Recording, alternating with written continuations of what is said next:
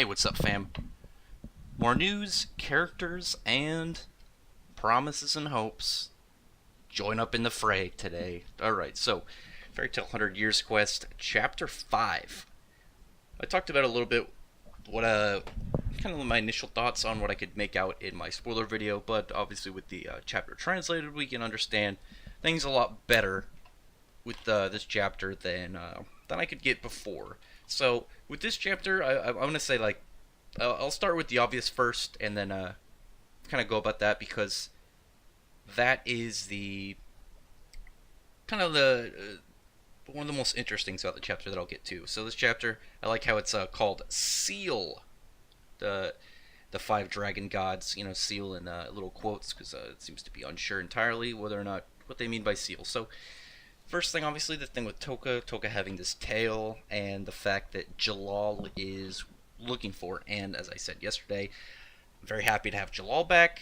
I did a video not too long ago, last week, about saying like when are we gonna get see where Jalal's been? What has Jalal been doing? Where the hell is Jalal? And it looks like we got him. And I'm not gonna talk about my new theory for Toka in this video. I'm gonna go about that in a separate video that I'll upload probably later today, maybe tomorrow, of my new take on this, because now I have a whole new theory about her, given the fact that that Jalal is involved. Okay, so I'll kind of get to the other part of the chapter. Like I said before, I really like seeing Lucy with the like the tube top tying with Natsu's scarf around her chest. I thought that was really funny, and probably I'm guessing the shippers went apeshit crazy over that. But whatever. This was the more comedic parts, like Happy, like afraid of being eaten by fish, which is pretty funny, and then Carla legitimately being frightened by that. Like, just the idea of the cats having a fear of being eaten by fish is mildly amusing, but kind of like relations with Lucy talking about how this didn't say to exactly slay the dragon gods, but to seal them, take them out in whatever way they can, or prevent them into doing what they're doing. And I think that's going to be the first kind of little nod at the potential that these dragon gods aren't actually a threat, and maybe even Elefsaria is the real bad guy here.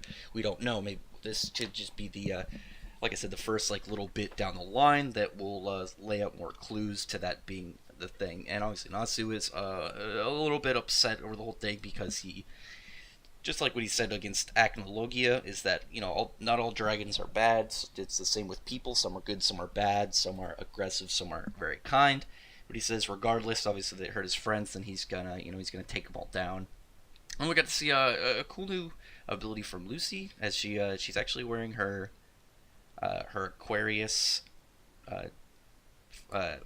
Sorry, I just messed up my words there. She's actually wearing her Aquarius star dress, as we see shortly after Natsu takes the scarf back, and she uses her Gemini ability to turn them all into fish. I thought it was pretty cool, even though it doesn't seem to be like some big like mind blowing ability to transform people like this. I thought it was cool that Lucy could do it with her magic, change shape to people. Though I did think it was funny that we got Jalal back, and a lot of people in the fan base like to call him Jelly, old Jelly boy, just a little nickname. And then we got Wendy as a jellyfish, amusingly enough, while everyone else got to be fish. And then the ending of the chapter, I said before, this new girl. I like how we're getting a lot of new characters pretty quickly in, especially this chick. But like I said, a potential second Dragon Slayer. As because I'm still assuming that the guy we saw in Chapter 3 is a Dragon Slayer. That's just what I'm going to go with. And I think this chick is also a Dragon Slayer.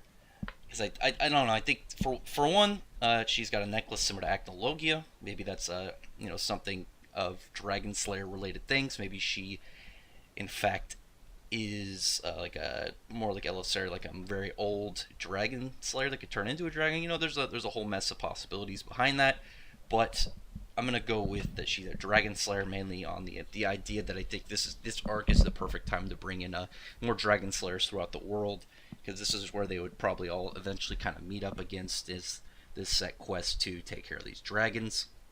And it's gonna be cool to see who she is. I like how she has like these like weird, I don't even know what to call those in her hair, these like little hooked pieces. Maybe they're horns. Maybe, we'll have to find out later. But for now, yeah, I liked the chapter. I was very happy to see Jalal in it. I got some good comedy.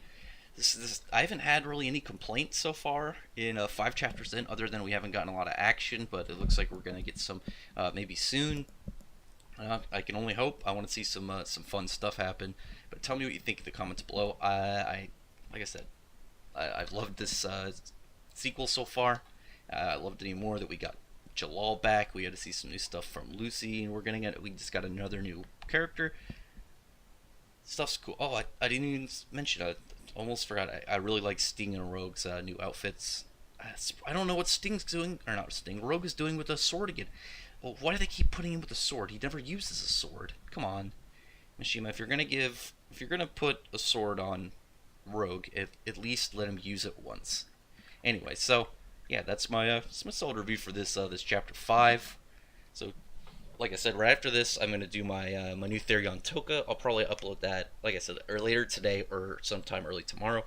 Tell me in the comments section what you think of this chapter. If you have if any of your theories of what's going on in this have changed from this chapter, I'd like to hear them. Maybe check out my other videos. I do mostly manga stuff, and I gotta do some comics once again. It's been a while since I've done comics. I try to do comics that I think manga fans would like, and the manga that I mainly do are Fairy Tail, Eden Zero, and Black Clover. If you're subscribed already, thank you. If you're not subscribed already, if you made it this far, I'd appreciate if you would subscribe. Otherwise, thank you very much for listening. Bye.